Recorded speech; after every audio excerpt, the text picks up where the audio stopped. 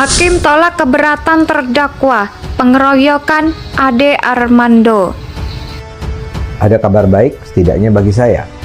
Eksepsi atau nota keberatan 3 terdakwa pengeroyokan saya April lalu ditolak oleh Majelis Hakim di Pengadilan Jakarta Pusat. Tapi keputusan hakim ini rupanya membuat pengacara 3 terdakwa Egy Sujana meradang. Dia menyatakan tidak akan mengikuti tahapan sidang berikutnya. Dengan kata lain, dia memboikot. Menurutnya, buat apa dia mengikuti sidang berikutnya? Pengadilan itu katanya sudah berbeda jauh dari segala rasa keadilan yang ada. Total terdakwa dalam kasus ini sebenarnya berjumlah 6 orang.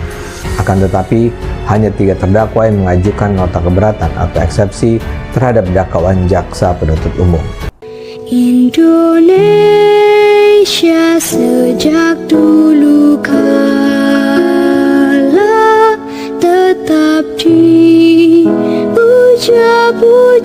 bangsa. Hakim Ketua Dewa Ketut Kartana menanggapi permintaan Egy dengan tegas. Menurutnya, majelis hakim melihat apa yang sudah ada di berita acara pemeriksaan.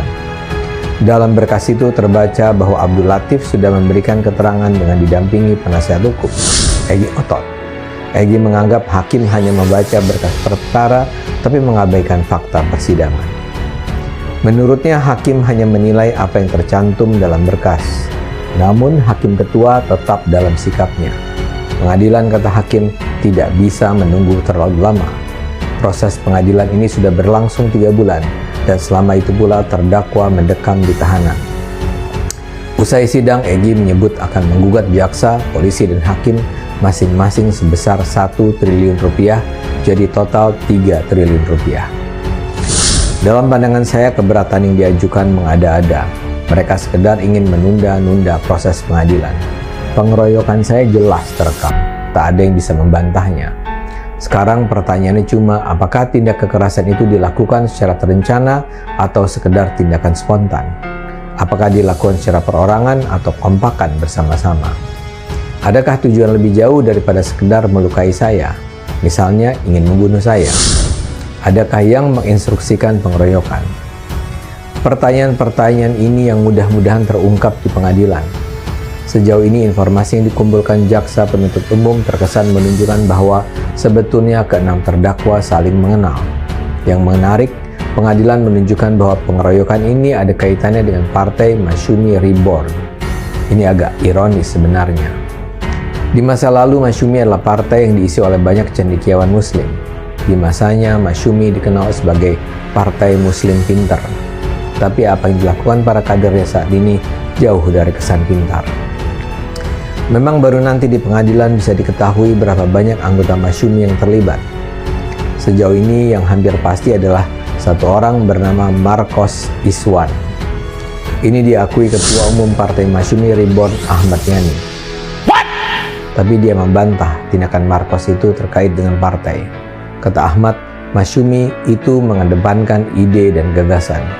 Jadi pengeroyokan itu jelas bukan atas nama partai. Namun demikian, Masyumi baru tetap memberikan advokasi dan bantuan hukum. Menurut Ahmad Yani, hanya Marcos yang anggota resmi Masyumi Reborn, kelima lainnya tidak. Mungkin saja mereka adalah simpatisan Masyumi Reborn, kata Ahmad Yani, atau memberi dukungan. Tapi yang jelas, kelima orang itu tidak terdaftar sebagai anggota Masyumi Reborn. Para pelaku pengeroyokan saya itu konsisten menjawab bahwa tindak kekerasan itu dilakukan tanpa rencana. Mereka mengaku semula hanya ingin ikut bersama unjuk rasa mahasiswa yang menolak rencana amandemen UUD 45 agar presiden bisa terpilih 3 kali. Di lapangan mereka mengaku hanya terpancing ikut mengeroyok saya. Mereka hanya terpicu dengan keadaan setelah mendengar orang-orang berteriak, "Ade Armando, Ade Armando." Mereka mengaku tidak tahu siapa yang memulai. Tapi begitu mereka melihat saya dipukuli, mereka pun ikut menendang dan memukuli saya. Ada kabar baik, setidaknya bagi saya eksepsi atau nota keberatan 3 terdakwa pengeroyokan saya April lalu ditolak oleh Majelis Hakim di Pengadilan Jakarta Pusat. Total terdakwa dalam kasus ini sebenarnya berjumlah 6 orang. Akan tetapi hanya 3 terdakwa mengajukan nota keberatan atau eksepsi. terhadap dakwaan jaksa penuntut umum. Dengan keputusan hakim itu diproses, pengadilan akan dilanjutkan ke tahap pemeriksaan saksi-saksi. Kabar baik setidaknya bagi saya. Eksepsi atau nota keberatan 3 terdakwa pengeroyokan saya April lalu ditolak oleh Majelis Hakim di Pengadilan Jakarta Pusat. Total terdakwa dalam kasus ini sebenarnya berjumlah 6 orang. Akan tetapi, hanya 3 terdakwa yang mengajukan nota keberatan atau eksepsi terhadap dakwaan jaksa penuntut umum. Dengan keputusan hakim itu, proses pengadilan akan dilanjutkan ke tahap pemeriksaan saksi-saksi. Tapi keputusan hakim ini rupanya membuat pengacara 3 terdakwa, Egy Sujana, meradang. Dia menyatakan tidak akan mengikuti tahapan sidang berikutnya. Dengan kata lain, dia memboikot. Menurutnya, buat apa dia mengikuti sidang berikutnya? Pengadilan itu katanya sudah berbeda jauh dari segala rasa keadilan yang ada. Egy menilai ada perbuatan melawan hukum yang terjadi dalam kasus ini. Alasan keberatan Egy adalah klien yang didampinginya, Abdul Latif, belum memiliki kuasa hukum. Setelah mendengar teriakan tersebut, para terdakwa dan kawan-kawan lainnya bergerak.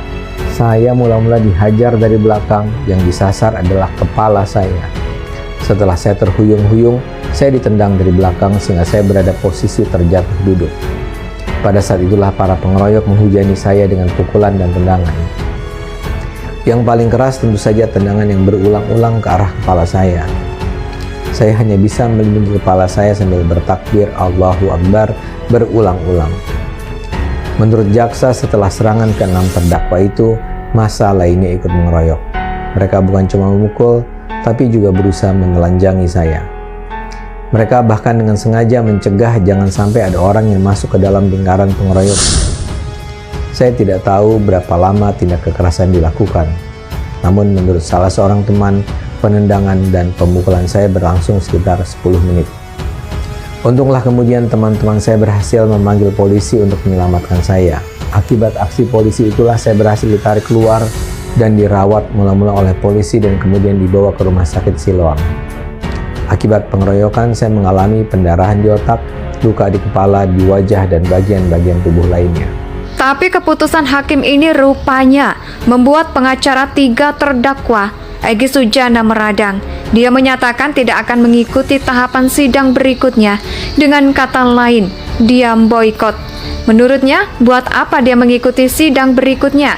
Pengadilan itu katanya sudah berbeda jauh dari segala rasa keadilan yang ada. Egy Sujana menilai ada perbuatan melawan hukum yang terjadi dalam kasus ini.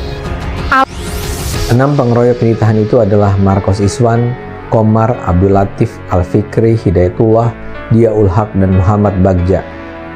Berbeda dengan jawaban terdakwa, menurut jaksa, ke-6 terdakwa saling mengenal satu sama lain di partai yang sama, yakni Partai Masyumi. Sebelum datang ke DPR, mereka juga janjian melalui pesan singkat SMS. Jaksa mengakui pada awalnya mereka datang bukan untuk mengeroyok saya. Mereka bermaksud ikut serta dalam unjuk rasa karena memiliki tuntutan yang sama dengan para mahasiswa. Jaksa juga menyatakan bahwa para demonstran dari Masyumi tidak mendapat izin dan tidak memberitahu pihak keamanan untuk mengikuti unjuk rasa itu. Seingat saya, pada awalnya unjuk rasa berjalan normal, sampai pada pukul 15 terjadi kericuhan ketika ada peserta unjuk rasa melempari mobil komando dengan menggunakan botol minuman sehingga saling dorong. Di lokasi itu ada saya. Saya dan beberapa kawan meninggalkan area demonstrasi untuk mencari kendaraan kantor yang diparkir. Karena kami menghindari aksi saling dorong, kami bergerak menuju wilayah di depan DPR yang lebih kosong. Yang saya tidak sadari, di wilayah itulah mereka yang mengincar saya menunggu. Mula-mula saya didatangi seorang ibu berjilbab yang marah-marah pada saya. Saya lupa kalimat persisnya apa. Tapi dia menyebut bahwa dia juga orang Padang dan malu dengan kelakuan saya sebagai orang Padang. Saya berusaha menjawab, tapi dia segera pergi. Kami meneruskan perjalanan. Ketika itulah terdengar teriakan, "Itu Ade Armando, keroyok." Dokter yang menangani saya bilang saya harus bersyukur dengan kondisi saya. Menurutnya, penendangan berulang-ulang terhadap kepala saya itu bisa mematikan, atau paling tidak merusak secara permanen otak saya. Sementara saya bisa dibilang memang menderita pendarahan di otak untuk beberapa minggu, tapi bisa kembali sembuh seperti sedia kala. Indonesia. Indonesia tanah air beta, pusaka abadi nan jaya.